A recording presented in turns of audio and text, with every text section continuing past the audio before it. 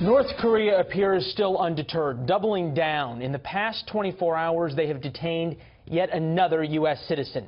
They now hold at least 3, and officials from the Hermit Kingdom are threatening to attack and sink the USS Carl Vinson and her carrier strike force that is stationed nearby as an American show of force. For some insights, let's bring in Blaine Harden, North Korean expert and author of The Great Leader and the Fighter Pilot. Blaine, thanks for being with us. As I told you in the break, one of the great books to help understand what's going on in North Korea. We appreciate it.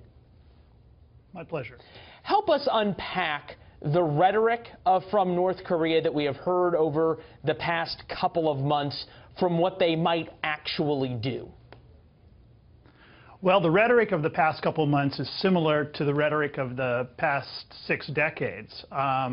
What North Korea wants to do is it wants to have an enemy. The Kim family regime, the totalitarian regime, needs a big, scary enemy.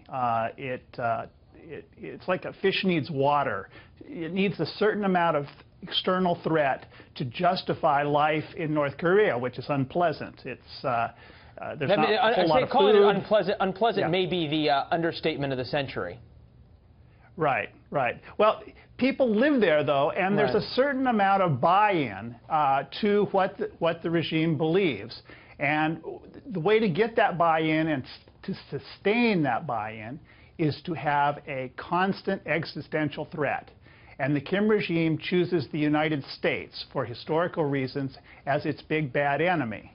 And having conflict with the United States helps Kim Jong-un solidify his power going forward. Well, executing his relatives probably helps him solidify his power as well. I'm interested in this concept, though, of the 3 generations so far of the Kim family that have run this country. You know, you can call them crazy, you can call them nuts, you can make fun of them, but they've survived. Gaddafi's gone, Saddam's gone. So many of the evil dictators of the world have met their end through the Arab Spring or other ways, but somehow these guys have hung on, perhaps likely because of their nuclear weapons. Well, they survive because they're not crazy.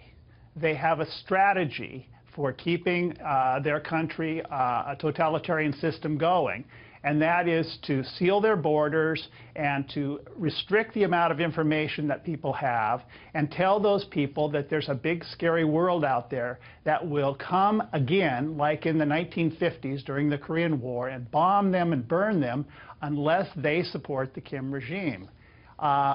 Some people don't buy that. Some people leave the country. But only about 30,000 people have ever fled North Korea to South Korea in the past 50 years.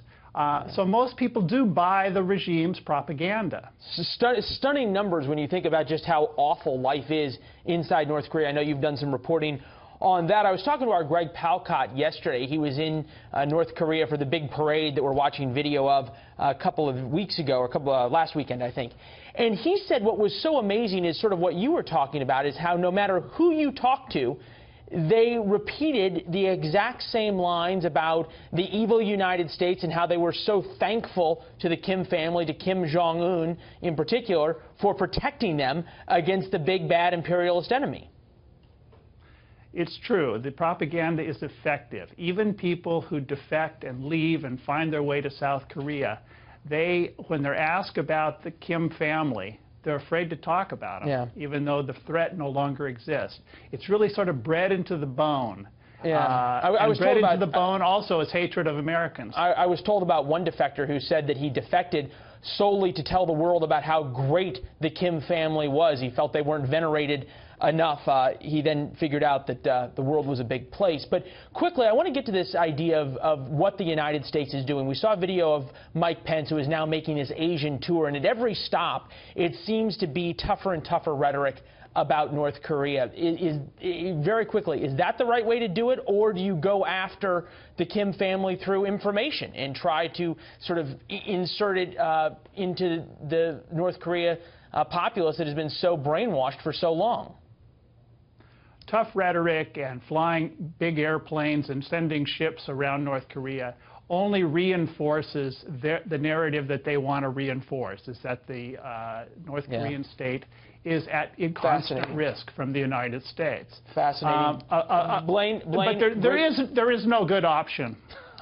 Well, I think you summed it up best at the very end. Blaine, we appreciate your insights and your work on the books as well. All the best.